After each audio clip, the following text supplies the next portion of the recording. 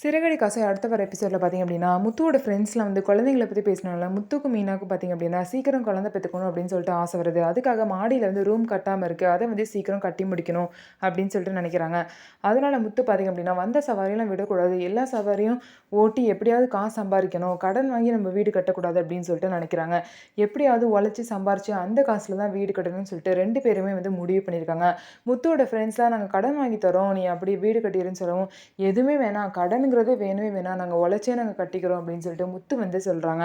அந்த நேரம் வந்து அங்கே சத்யா வராங்க. அதுக்கப்புறம் முத்துவோட ஃப்ரெண்ட்ஸ்லாம் பார்த்தீங்கன்னா, சத்யா வந்து உனக்கு எப்போ கல்யாணம், லவ் எது பண்ணுறியா அப்படின்னு சொல்லி கேட்டுட்டு இருக்காங்க. ஏன்டா படிக்கிற பையன்ட்டு இப்படிலாம் பேசுறீங்க அப்படின்னு சொல்லிட்டு முத்து வந்து அவங்கள திட்டுறாங்க. அதுக்கப்புறம் கிருஷிக்காக சத்யா பார்த்தீங்க அப்படின்னா பேரிச்சம்பழம் வாங்கிட்டு வந்திருப்பாங்க. அதை போய் இதை கொடுத்துருங்க மாமான்னு சொல்லிட்டு முத்துக்கிட்ட கொடுத்துட்டு அவங்க அங்கேருந்து கிளம்பிடுவாங்க. அதுக்கப்புறம் மீனா வர வழியில் பார்த்தீங்கன்னா ஒருத்தவங்க மாலையை வந்து அப்படியே எல்லாமே நல்ல மாலையாக இருக்கும், அதெல்லாம் தூக்கி போடுவாங்க.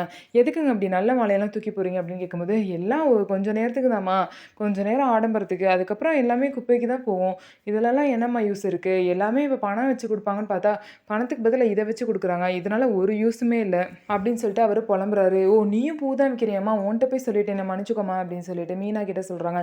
இல்லைண்ணே நடக்கிறதானே நீங்களும் சொல்கிறீங்க அப்படின்னு சொல்லிட்டு மீனாவும் சொல்லிட்டு, பூ வந்து டெய்லியும் இப்படி வேஸ்ட் ஆகிட்டே இருக்குல்ல, நம்ம ஏதாவது பூ வந்து நல்லா யூஸ் ஆகுற மாதிரி ஏதாவது ஒன்று செய்யணும் அப்படின்னு சொல்லிட்டு மீனா வந்து யோசிக்கிறாங்க. அப்படி என்ன செய்ய போகிறாங்க அப்படிங்கிறத நம்ம வெயிட் பண்ணி பார்க்கலாம்.